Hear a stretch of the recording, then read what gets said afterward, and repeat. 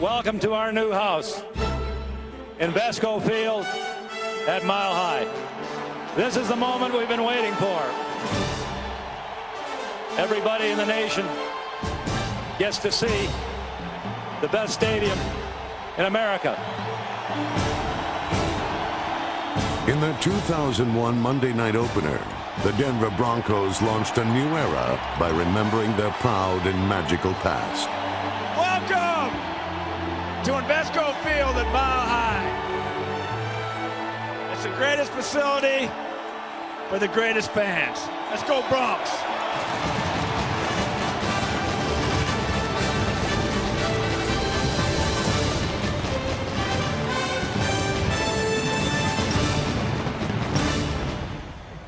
How you doing? Good seeing you.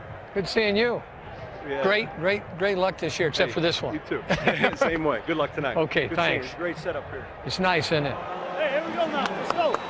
Against the New York Giants, the Broncos opened Invesco Field at Mile High with an offensive explosion against the defending NFC champions. Now covered 2D. Come on. Come on, baby. Come on. Make some happen.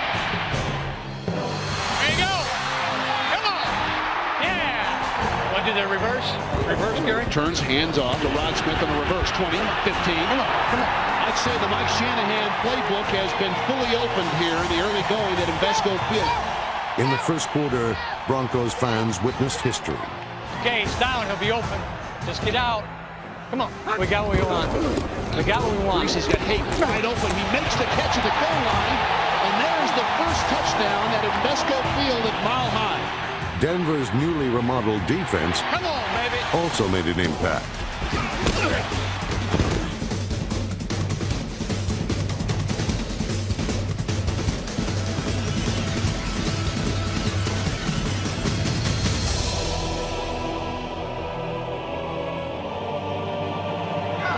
Great job. Brian Greasy's second TD pass gave the Broncos a halftime lead. To the end zone, wide open. McCaffrey, touchdown, Denver. With his usual precision and skill, Ed McCaffrey appeared to be off and running towards another great season.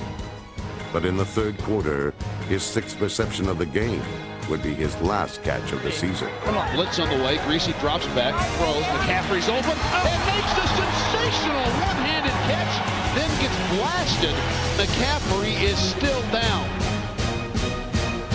For one of the NFL's best players and the team he played for, the diagnosis was devastating. What did he break? The tibia or fibula? Both of them. Tibia and fibula? Both of them broke. The small and the big one? Minus one of their best players for the rest of the season and tied with the Giants at 14, the Broncos suddenly found themselves in need of a lift. How about I write Fox 2 all go? Take a chance. What's that? Yeah, I like it. You? Yeah, let's go. I write Fox 2 all go on 3. Take a chance. Greasy fakes the draw, steps up, throws deep in the right side for Smith. In the end zone, Rod Smith with a Denver touchdown. Boy, you talk about a huge drive by this Bronco team. Rod Smith's remarkable catch triggered a 17-point outburst. The T-pull will be wide open, Gary. Wide open. Terrell Davis gained 100 yards rushing for the 33rd time in his career. And no matter how you looked at it, Denver's big screen performance looked impressive. Denver now looking to put this thing away. This is Mike Anderson with a stiff arm for the 5. Anderson walks into the end zone. That is a Denver touchdown. Denver's first victory in Invesco Field had come with a high cost. Great effort. Offense, defense, and special teams. You got to do one thing. You got to find a way to win. That's what we did tonight. And we lost a great football player tonight, Ed McCaffrey. Ed went down, guys stepped it up, and that's what we're going to have. Within 12 hours, an entire nation was forced to step up. 9/11 made 2001 a season to remember, although it would be a year the Broncos would sooner forget. A late-season playoff run crumbled as a year-long injury epidemic combined with unexplainable inconsistency kept the Broncos out of the postseason for only the second time in the last 6 years. 8-8 might be acceptable for some, but it never will be for the Denver Broncos.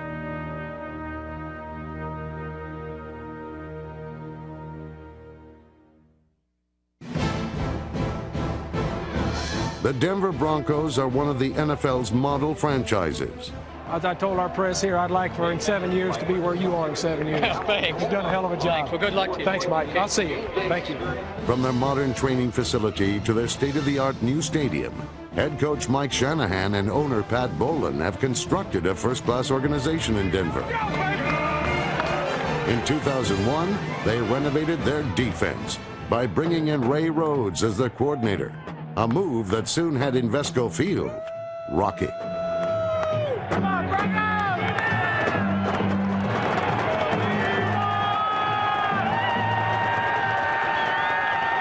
Play action fake, back to throw, heavy pressure, picked off, intercepted by the Broncos. Chester McLaughlin. Great job on defense. That's a great job on defense. The Broncos' rise from 22nd to 8th in total defense could be credited to both scheme and talent, as players like Trevor Price, number 93, executed a simplified yet aggressive game plan. Price posted a team-leading 7 sacks and was voted into the Pro Bowl for the 3rd consecutive season, while fellow defensive tackle Chester McLaughlin, number 91, was a dominating yet agile force who also intercepted 2 passes. McLaughlin made just a great one-handed catch of this one.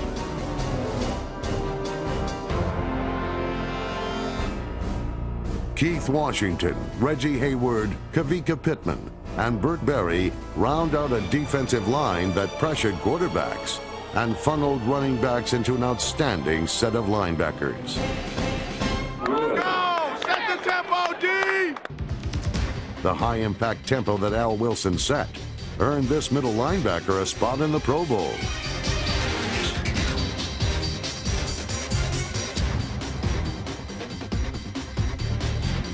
While Wilson will again be a rock in the middle, Ian Gold will be the hard place at weak side linebacker. As a member of the special teams, number 52 earned a spot in the Pro Bowl, and this season, his presence as a starter will certainly upgrade team speed.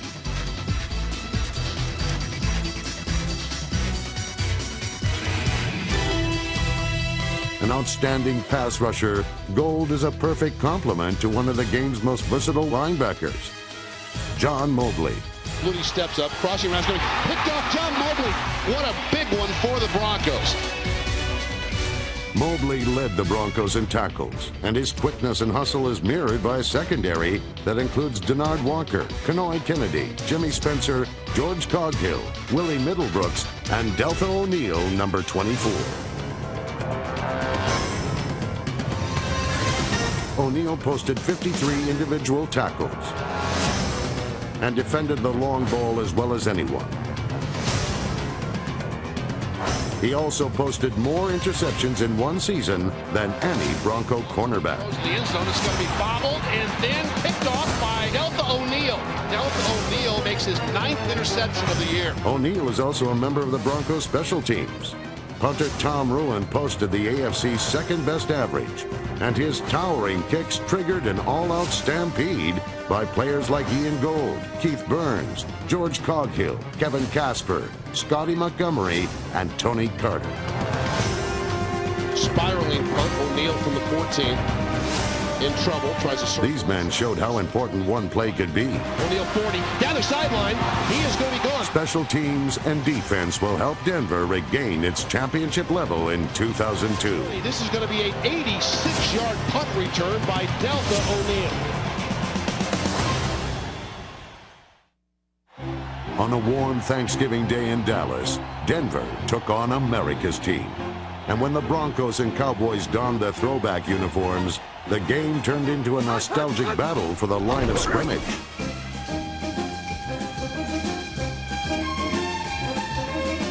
Tom Nalen, Dan Neal, and Matt Lepsis opened holes from Mike Anderson, who rushed for 118 yards and the game's first touchdown. Anderson gets the handoff to the right side. He's lying in the end zone. No signal yet. Yes, that is a Denver touchdown. Denver's defense held Emmitt Smith and the Dallas rushing attack to 29 yards.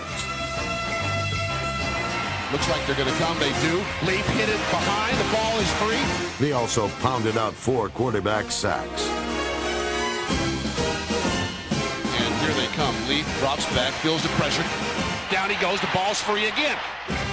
John Mobley's recovery set up a second Broncos touchdown in a 26-24 victory. Play fakes. He's got Carswell so open back in the end zone. Dwayne reaches up, snags it, and that is a Denver touchdown. Mike Shanahan's 70th regular season victory was built around an offense that featured 3 outstanding running backs.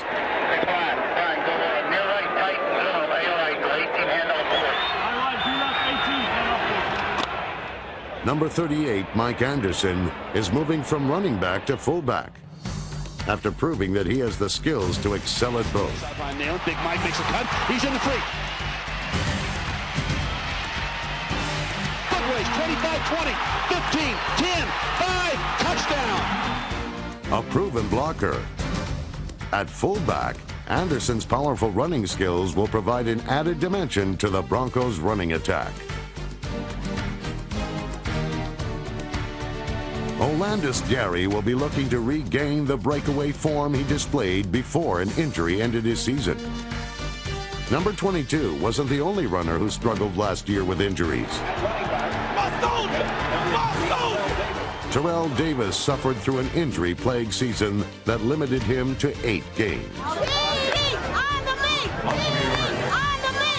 When TD did play, number 30 showed glimpses of why he is the Broncos' all-time leading rusher.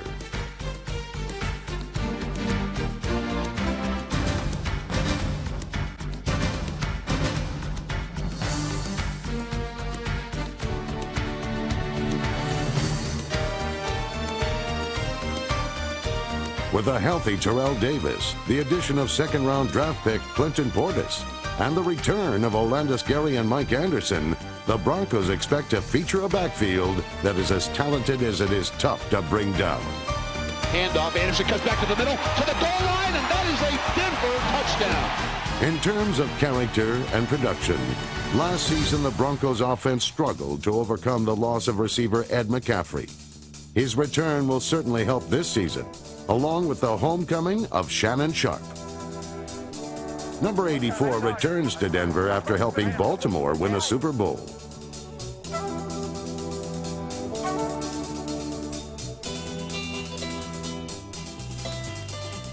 In the twilight of a Hall of Fame career, number 84 returns to Denver as the NFL's all-time leader in receptions and yards by a tight end. Sharp's enthusiasm, character, and big play potential figure to improve a team that can use all 3. Sharp joins another Pro Bowl player at his position in Dwayne Carswell, who is one of the NFL's premier blocking tight ends. Along with Carswell is another outstanding pass receiving tight end, number 88, Desmond Clark.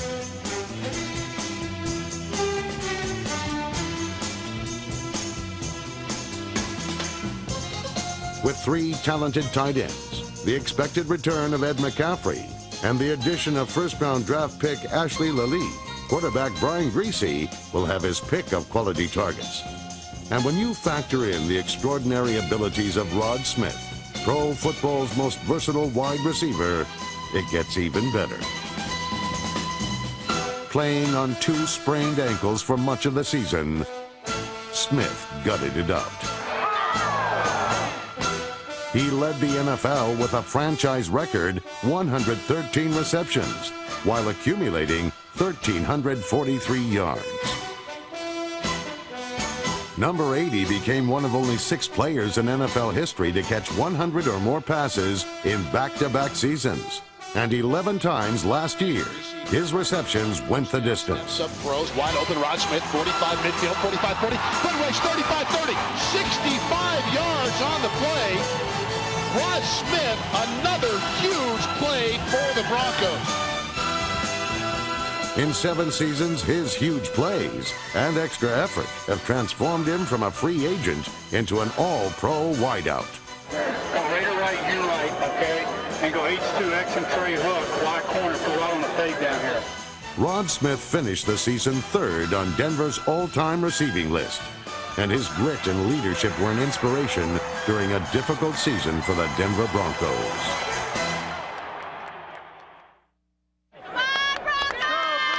For the Denver Broncos, there is no place like home.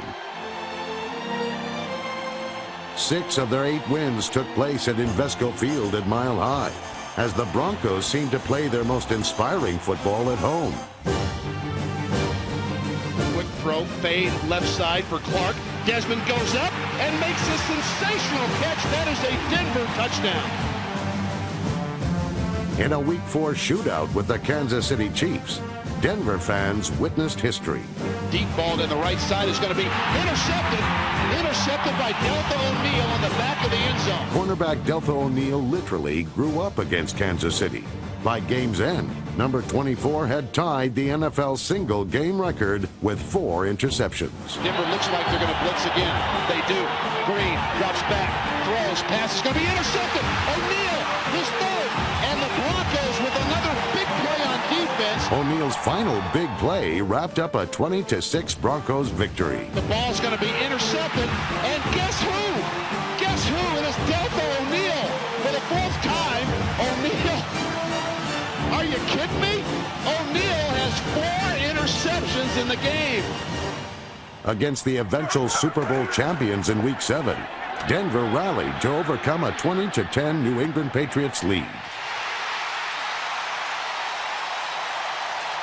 Greasy's touchdown passes to Rod Smith and Dwayne Carswell put Denver ahead 24-20. Greasy turns, play fakes, in trouble, throws, wide open, Carswell, goal line, that is a Denver touchdown. In the 4th quarter, Denver's aggressive defense had to win the game. Patriot quarterback Tom Brady had never thrown an interception in the NFL. But in the final 15 minutes, Denver's D taught him how it's done. Brady throws to the end zone. It's going to be intercepted. That's Denard Walker in the back of the end zone. Denard Walker's clutch end zone grab preserved Denver's lead. And as the quarter unfolded, Deltha O'Neal stole 2 more Brady passes. Blitz on the way, throws too far, and Deltha O'Neal with the diving interception. A second Denard Walker theft sealed the victory. Brady looks left side, pass going to be intercepted. This one's going to the house, baby. Walker, 15, 10, 5, you can count it, that's a Denver touchdown. 4 fourth-quarter interceptions took care of the eventual world champs. But the most satisfying win of the season came against Denver's biggest rival, Gannon to throw. the Oakland Raiders. Gannon now steps up, floats one to the end zone. That's Charlie Garner with the catch, and that is... Oakland's 10-6 lead soon evaporated as Greasy marched Denver on a 12-play scoring drive. 4-man rush. Bryant avoids. He can run it in. He's to the 5. Greasy scampers to the goal line, and that is a Denver touchdown. Like every Broncos-Raiders clash, the game was physical.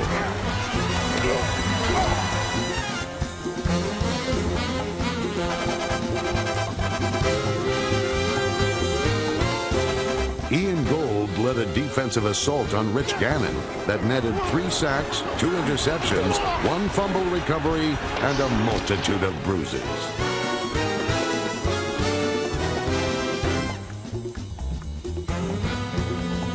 Denver looks like they're going to blitz. They do. Gannon lobs one towards the middle of the field. It's going to be intercepted by Deltha O'Neal.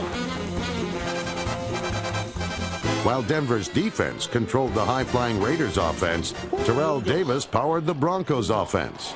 Oh, right. Come on. There you go.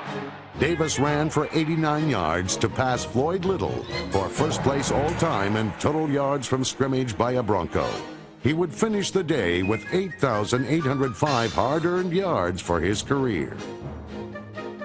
After Oakland regained a third-quarter lead, Greasy capped off a 76-yard fourth-quarter march that was one of the most impressive drives of the season. Greasy steps up, throws wide open. Rod Smith, the 5, the goal line. That is a Denver touchdown.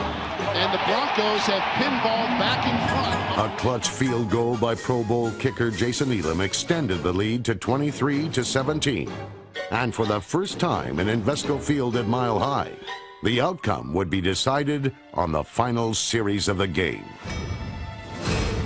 Needing a win to clinch home field advantage in the playoffs, the Raiders were forced to make 3 desperate all-or-nothing throws into the end zone, while a nation of more than 75,000 added thunder to the Broncos' courageous last stand.